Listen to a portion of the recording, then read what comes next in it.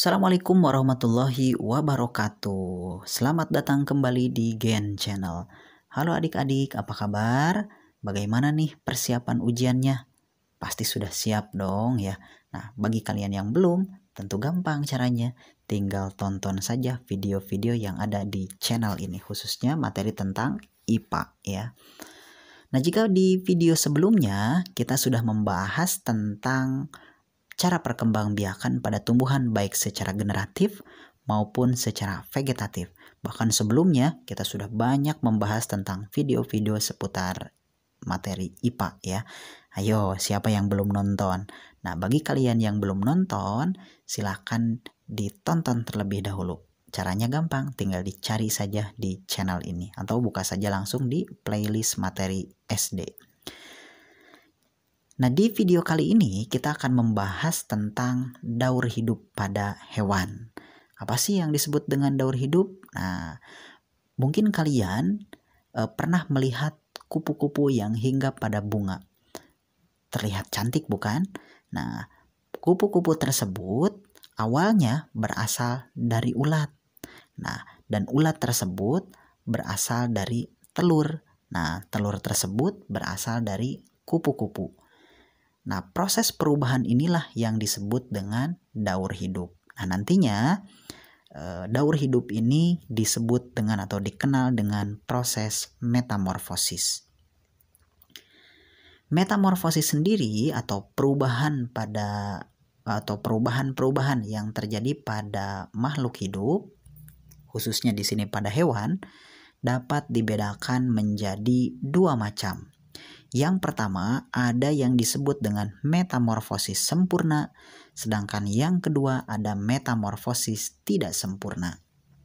Nah, ini akan kita bahas satu persatu ya. Jadi siapkan nih cemilannya supaya kalian tidak ngantuk ya. Yang pertama, metamorfosis sempurna. Kenapa disebut dengan sempurna? Nah, karena melalui beberapa tahapan. Yang pertama, melewati fase telur. Lalu setelah telurnya akan menetas menjadi larva. Nah, setelah menjadi larva tersebut akan membentuk pupa atau kepompong. Baru kepompong tersebut setelah bersemedi ya beberapa hari nanti akan berubah menjadi imago atau dewasa. Contoh makhluk hidup yang melakukan metamorfosis secara sempurna ini bisa ditemukan pada nyamuk, kemudian kupu-kupu, serta lebah. Kita ambil contoh nih, misalkan pada nyamuk. Nyamuk akan mencari sarang ya, biasanya di air. Kemudian, di air tersebut akan melepaskan telur. Jadi telurnya terdapat di dalam air. Lalu telur tersebut akan menetas, membentuk jentik-jentik nyamuk. Nah, ini adalah fase larva. Kemudian jentik ini akan berubah menjadi kepompong. Dan pada akhirnya kepompong tersebut akan berubah menjadi nyamuk. Dan nanti nyamuknya akan kembali menghasilkan telur. Nah, itu adalah contoh metamorfosis yang sempurna pada nyamuk.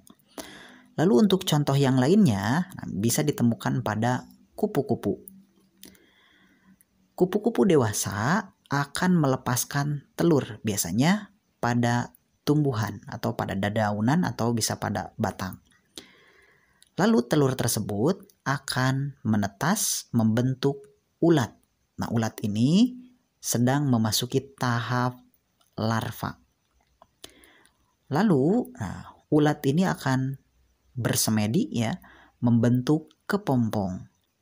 Dan pada akhirnya kepompong ini akan menjadi kupu-kupu muda sampai menjadi kupu-kupu dewasa. Nah, itu adalah proses metamorfosis sempurna pada kupu-kupu.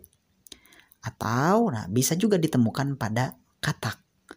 Katak akan bertelur di air karena fertilisasinya atau pembuahannya juga eksternal. Lalu akan berubah menjadi kecebong dan nanti ekor pada kecebong tersebut akan mulai hilang, kemudian muncul kaki sampai membentuk katak dewasa. Nah, itu adalah contoh-contoh metamorfosis yang sempurna. Lalu yang kedua, ada lagi yang disebut dengan metamorfosis tidak sempurna.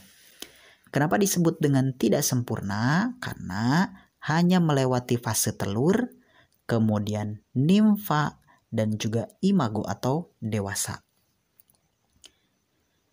Contoh hewan yang mengalami metamorfosis tidak sempurna bisa ditemukan pada kecoa, kemudian bisa pada belalang, dan juga jangkrik.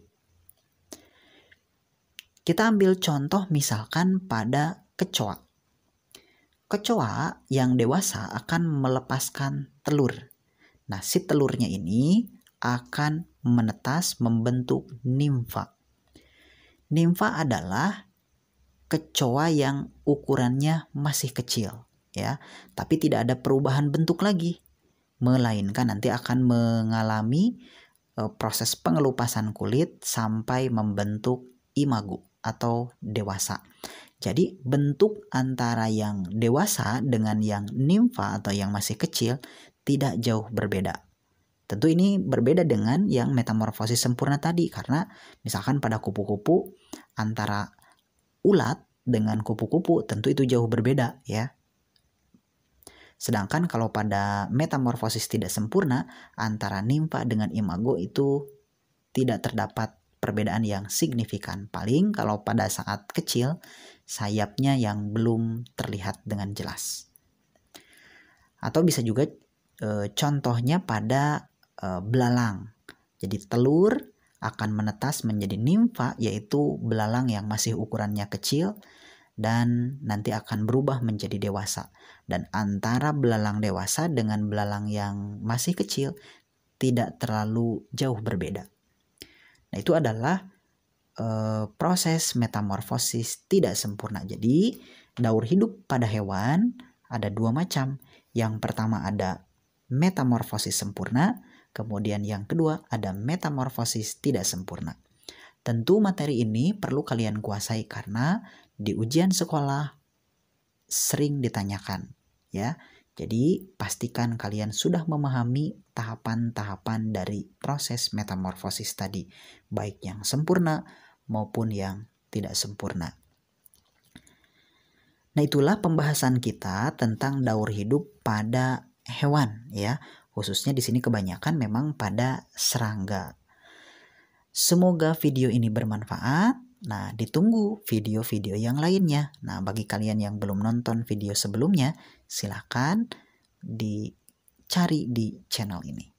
Terima kasih. Wassalamualaikum warahmatullahi wabarakatuh.